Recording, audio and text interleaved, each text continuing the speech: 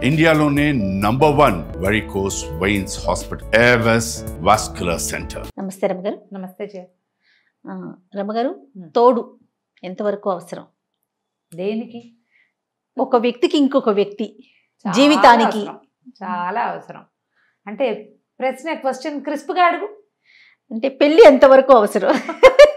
అదే అసలు పాయింట్. పెళ్ళి అవసరం ఎంత మటుకు? ఇప్పుడు ఇది తరతరాల నుంచి పెళ్ళిళ్ళు చేసుకుంటున్నాం కదా జయ మనం. అవును అవును. ఆడ మగ ఒకళ్ళకొకళ్ళు అనేది ప్రపంచ సత్యం. ప్రపంచంలో 2 రకాలే కదా జీవులు. 3వ రకం జీవులు రేర్గా ఎక్కడో ఒకళ్ళు ఉన్నారు పాపం, చాలా తక్కువ. జంతువుల్లో కూడా ఆడ జంతువు మగ జంతువు, మనుషుల్లో ఆడవాళ్ళు మగవాళ్ళు, చెట్లల్లో కూడా ఆడ చెట్లు మగ చెట్లు ఉంటాయి. అవును కదా. 2 రకాలే జీవులు. చేపలంతే, దోమలంతే, ఈగలంతే, తేనెటీగలంతే, కుక్కలంతే, పిల్లులంతే, సింహాలంతే.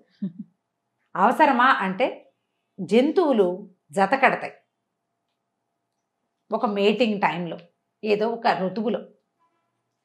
చేపలు, తాబేళ్ళు అన్నీను, కుందేళ్ళు, సింహాలు పెద్దవి చిన్నవి ఏం లేవు. మేటింగ్ తర్వాత సహజంగా, ప్రకృతి సహజంగా ఆడవాటికి గర్భం వస్తుంది. ఓ పిల్ల జల్లో పిల్ల ఏవో పుడతాయి. కొన్నేమో గాల్లోకి వదిలేస్తాయి కొన్ని జీవాలు. కొన్నేమో కొంచెం వాటికి ఆహారం సంపాదించుకునే శక్తి వచ్చాక ఇది మన పిల్ల అనే జ్ఞానం కూడా లేకుండానే వదిలిపెట్టేస్తాయి. పిల్లలు తల్లులు కలిసి తిరిగిన నాళ్ళు తిరుగుతాయి. పిల్లల దారి పిల్లల ప్రపంచం పిల్లలది, తల్లుల ప్రపంచం తల్లులది. తండ్రులు మారిపోతూ ఉంటారు. ఇవంతా ఏ జాతులకి? జ్ఞానం లేని జాతికి, వెన్ను ఇంకా నేలకు అడ్డంగా ఉన్న జాతులకి. అంతే కదా. వీటి లక్షణం ఇది. ఇది ప్రపంచ సూత్రం, నేచర్ తాలూకు సహజమైన లక్షణం, దాని లక్షణం అంతే. మనుషుల దగ్గరికి వచ్చేసరికి ఒక వ్యవస్థ, ఒకళ్ళకొకళ్ళలోని ఖచ్చితంగా ఉండటం, వీళ్ళ సంతానం, దీనికి ఒక పేరు, ఒక జాతి, ఒక క్లాన్, ఒక గుంపు, ఒక సమూహం, ఒక గోత్రం, ఒక సమాజం, ఇట్లా ఏర్పరచబడింది. తొలి కాలంలో భార్యాభర్తలు ఉన్నా కూడా వీళ్ళు వాళ్ళతోటే ఉండాలన్న నియమం ఏమి ఉండేది కాదంటారు.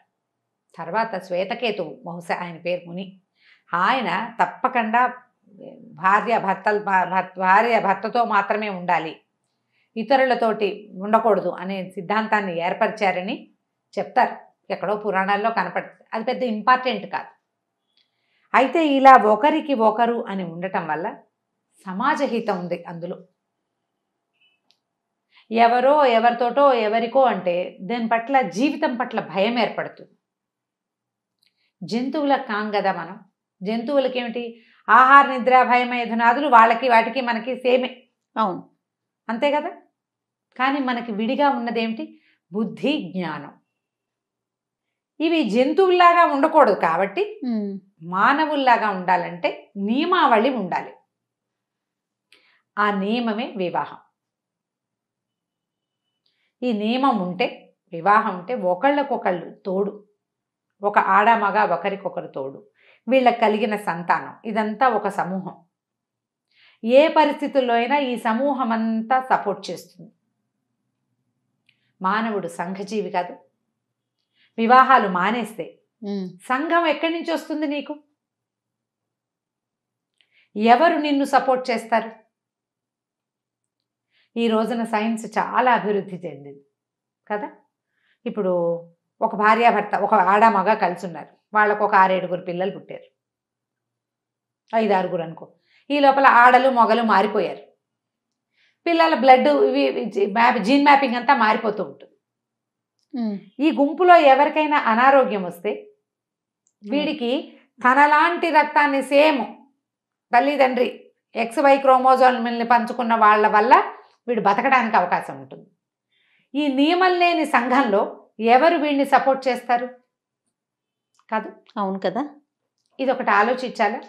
ఇవన్నీ ఆలోచించే కదా ఋషులు మనకి ఒక సమాజం, ఒక నిర్మాణం, ఒక నియమము, ఒక నాగరికత ఏర్పరిచారు. మన ముందు భారతీయ ఋషులు, వాళ్ళకి తెలియని విషయం లేదు. ఋషులు దీర్ఘదర్శులు, చాలా దూరం చూడగలిగేవాళ్ళు. అవునండి.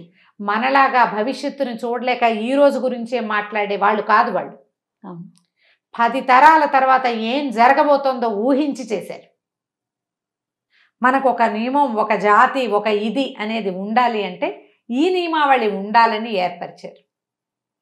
ఈ తోడు లేకపోతే ఏకాకి లోకరక్షక అని సన్యాసులు ఉన్నారు మనకి భారతదేశంలో. మునుల్లో కూడా మునులు ఋషులలో సంతానం సంసారం ఉండి భార్యతోటి ఉండి సంతానం ఉన్న ఋషులు ఉన్నారు. లేకుండా ఏకాకిలు ఒక్కరుగానే ఉండి ఏ వైరాగ్యంతో కేవలం భగవంతుడు తప్పిస్తే ఏమీ లేని వాళ్ళు ఉన్నారు. సంఖ్య చాలా తక్కువ. అవును. వాళ్ళు లోకహితం కోసం మాత్రమే జీవించారు. ఎంతమంది చేయగలుగుతాం మనం అట్లా? ఇప్పుడు లోకహితం కోసం వివాహం వద్దని మానేసే వాళ్ళు లేరు. అవును. ఈ ఫ్రీడమ్ని ఎంజాయ్ చేయాలను, అదేదో కష్టమనో, లేకపోతే తమ అనుకున్నది జరగలేదు కాబట్టి ఇలా ఉండాలి ఏదో ఊహిస్తారు. మనిషికి ఎప్పుడు కూడా తనతో పాటు ఒకడు ఉంటే ఉండే ధైర్యం ఒంటరిగా ఎప్పుడు ఉండదు. మహా ఒంటరిగా తిరిగే సింహాలు కూడా ఆడసింహాలు తోడు లేకుండా వేటాడలేవు. వాటికి కూడా సమూహం కావాల్సిందే. సింహం సింగిల్గా వస్తాను 100 సార్లు చెప్పుకున్నాం కానీ మనం ప్రతివాడు నేను సింహాన్ని నేను సింగిల్గా వస్తానంటాడు. సింహం సింగిల్గా రాదు. ఫర్ యువర్ కైండ్ ఇన్ఫర్మేషన్, ప్రాక్టికల్గా రాదు. ఓ సింహం ఒక దాని మీద పడి ఏదైనా చెయ్యాలంటే ఆడసింహాలన్నీ గుంపంతా కలిసి దాన్ని ఈ వేటని కరెక్ట్గా నిర్ధారించి అన్ని పక్కల నుంచి కమ్ముకొస్తే మగ సింహం దూకి వేటాడుతుంది. ఆడవాళ్ళ సహాయం తీసుకుంటుంది అది. ఓకే, సింగిల్గా వచ్చేసి చూడండి ఒకసారి మీరు డిస్కవరీ ఛానల్స్ చూస్తే తెలుస్తుంది. పులులు వేటాడతాయి ఒంటరిగా, దేదో ఒక దాని వెనకాల పడి ఎటాగొటా సాధిస్తుంది. ఒక్కోసారి మిస్ అయిపోతుంది కూడా. అది అర్ధాకలతోటి దొరకలేదని ఇంకో చోట కలిసి. సింహాలు అలా వెళ్ళవు, ఎందుకంటే వాటికి perfect planning with ladies help. చాలా బాగా ప్లానింగ్. వెళ్ళనివ్వవు, ఆడసింహాలు కాసేస్తాయి అన్ని పక్క నుంచి. ఎక్కువ ఆడసింహాలండి, ఒక మగసింహం ఉంటుంది. అది చాలా ప్లాన్. అదేం బద్ధకంగా పడుకుని ఉంటుంది. ఇవే ప్లాన్ చేస్తాయి. ఓకే. ఆ పౌన్సింగ్ పని దూకటం అనేది సింహం బాగా చేయగలుగుతుంది.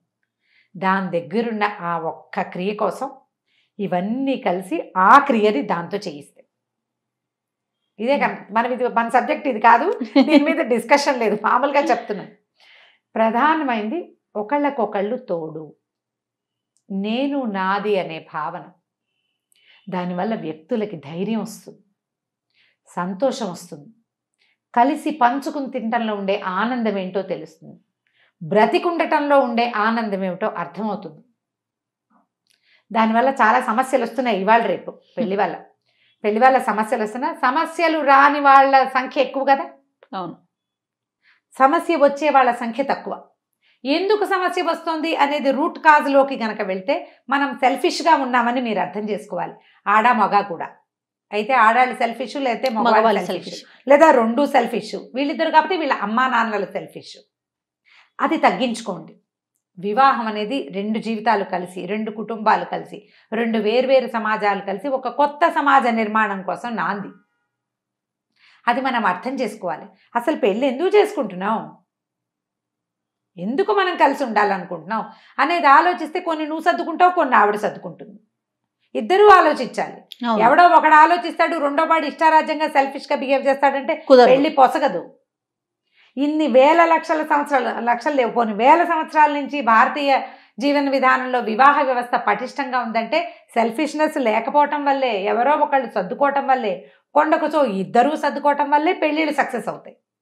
కనీసం ఒకసారి ఒకరు, ఇంకొకసారి ఇంకొకరు తెగేదాకా లాక్కుండా ఉండటం. కాస్త చిన్న వాటికి ఇంకా డైవర్స్ తీసేసుకోదలుచుకున్నాం మేము అంటాం. నాకు బాగా కోపం వచ్చే విషయం ఏంటంటే పెళ్ళిళ్ళకి కార్లు వేస్తారు, వాళ్ళని వీళ్ళని పిలుస్తారు, ప్లానింగ్ చేస్తారు, అది చేస్తారు, ఇది చేస్తారు, ఏంటేంటో గందరగోళంగా చేస్తాం. ఈ డివోర్స్ తీసుకునేటప్పుడు నలుగురికి చెప్పం. ఎవరైనా పెళ్ళికి పిలిస్తే మీరు బాగా కలిసి ఉంటారా లేదా అని అడగాలనిపిస్తోంది జయ. ఇప్పుడు ప్రస్తుత పరిస్థితి అలాగే ఉంది కదా. గ్రాండ్ పెళ్ళి, అక్కడేదో హోటల్లో వాళ్ళ నాన్న డబ్బంతా పోస్తాడు, వాళ్ళ అమ్మ తన ఫ్రెండ్స్ తన సర్కిల్ అందరినీ వాడి ఎంత చేస్తారో పిల్లల కోసం. డబ్బులు పోసేస్తారా? అవునవును. జీవితకాలం సంపాదించిందంతా పిల్ల పెళ్ళికే ఖర్చు పెట్టాలి, పిల్లాడి పెళ్ళికే చెయ్యాలి. చక్కటి పిల్లని తేవాలి, లేదా అందమైన కుర్రాన్ని తెచ్చుకురావాలి, మంచి చదువు, మంచి ఉద్యోగం, వాళ్ళ నాన్నకి సంపద ఉండాలి, వీళ్ళ నాన్నకి మంచి పదవి ఉండాలి, ఇన్ని ఆలోచిస్తున్నాం. విడిపోయేటప్పుడు పుసుక్కుని విడిపోతున్నారు. బహుశా ఈ సంఖ్య కూడా పెరుగుతూ ఉండటం వల్ల కొత్తగా అంటే పెళ్లి చేసుకోవాలి అనే ఆలోచన ఏమైనా విరమించుకుంటున్నారంటారా? కొంతమంది భయపడుతున్నారు వీళ్ళని చూసి, ఫ్రెండ్స్ అదే నేను డివోర్స్ అంటున్నా. లేకపోతున్నారు అనుకో, పెళ్లి ఇలాగే ఫెయిల్ అవుతుంది, హాయిగా కలిసి ఉంటే సరిపోతుంది, ఇలాంటివి అనిపిస్తుంది. పిచ్చి ఆలోచనలు. అదొక ఆలోచన. కొంతకాలానికి అటు కూడా మన సమాజం దారి తీస్తుందేమో. ప్రధానమైంది నువ్వు అడ్జస్ట్ అయితేనే సరిగ్గా ఉంటావు. అడ్జస్ట్మెంటే లైఫ్. దానివల్లే నీకు ఇంకొకళ్ళు తోడుంటారు. నువ్వు అడ్జస్ట్ అవ్వకపోతే ఎప్పుడు నీతో ఎవరు ఉండరు అనేది నువ్వు అర్థం చేసుకో. నువ్వు చాలా విషయాల్లో అన్ని చోట్ల అడ్జస్ట్ అవుతావు. పెళ్లి దగ్గరికి వచ్చేసరికల్లా ఎందుకు ఎవరు అవ్వలేనేమో అని ఒక భయం అండి కొంతమందికి. భయపడతారు, రెడీగా లేమని భావిస్తున్నారు. ఇతరుల జీవితాల పట్ల భయం అవి చూసి భయపడుతున్నారు. పెళ్లి చాలా అవసరం, మన ముందు తరాల నుంచి వస్తున్నది. వాళ్ళంతా సక్సెస్ అయినప్పుడు మనం ఎందుకు కావటం లేదు అని మనని మనం క్వశ్చన్ చేసుకుని ఎలా అడ్జస్ట్ అవ్వాలో అది నేర్చుకుంటే, దానికి ఇతరుల సహాయం తీసుకోండి. అందరితో అయితే అక్షింతలు వేయించుకుంటారు పెళ్ళిలో. కొంతమందితోటైనా మాట్లాడి ఎలా అడ్జస్ట్ అవ్వాలో నేర్చుకోండి. సూపర్. కొంతమంది మన బంధుమిత్రులనైనా సంప్రదించండి. సొంతంగా నిర్ణయాలు తీసేసుకోవద్దు. పైగా ఎవరి తప్పులు వాళ్ళు చెప్పగలిగేంత ధైర్యాన్ని అవలంబించండి. ఈ రోజు సమాజానికి అదే కావాలి. ఎస్, ఇది నేను ఇలా చేశాను, ఇది నేను ఇలా చేస్తున్నాను, yes this is my mistake అని కన్ఫెస్ చేయండి, అడ్మిట్ చేసుకోండి దాన్ని. అప్పుడు మీకు అవతల వాళ్ళు మీతో కుదురుతారు. ఈ పెళ్లి వద్దనే సమాజము మనకొద్దు. పెళ్లిని చెడగొట్టుకునే సమాజము వద్దు. మన ముందు తరాల వాళ్ళు ఎట్లా వివాహ వ్యవస్థను ముందుకు తీసుకెళ్లారో మనం కూడా అలాగే కొంతకాలం పాటు ముందుకు తీసుకెళ్తే సమాజంలో వస్తున్నటువంటి పిచ్చి పోకడలు కొంచెం తగ్గుతాయి. మానసికమైన అనారోగ్యాలు, సమస్యలు లేకుండా ఉంటాయి. దానికోసం ప్రయత్నం చేద్దాము. పెళ్ళి చాలా అవసరం. అంతే. నమస్తే రమగారు. నమస్తే జయ.